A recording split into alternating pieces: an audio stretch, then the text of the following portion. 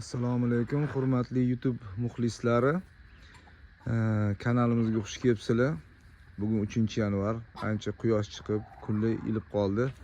To'g'lan o'shaning uchun hovliga chiqardik. Bular ham обязательно aylanib hovliga chiqib yurish kerak. Sababi bir xonada o'tirsa stress bo'lar ekanda bularga ham. Hovliga chiqsa, yoqqa bu yoqqa yugurib yurishadi. Tosh-posh, mayda-mana qurt-qumursqalarni terib, quyoshda toblanib yurishadi.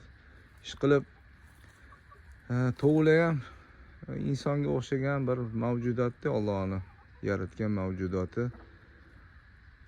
Yayrab o'sish kerak. Hayotidan bir mamnun bo'lish kerak. Bular ham shunga chiqarib turish kerak hovliga. Endi tuxum qiladigan momentida nima bo'ladi? Bular o'sha tuxum qiladigan momentida o'zini ana uychasiga kirib, idish tuxum qo'yadigan idishiga tuxum qilib chiqaveradi, chunki o'zi refleks bo'lgan bo'ladi. Undan xavotir olish kerak emas. Hovliga tuxum qo'yib tashamaydi, chunki issiq o'rgangan joyga tuxum qo'yadi. Kanalimizga kirib turinglar.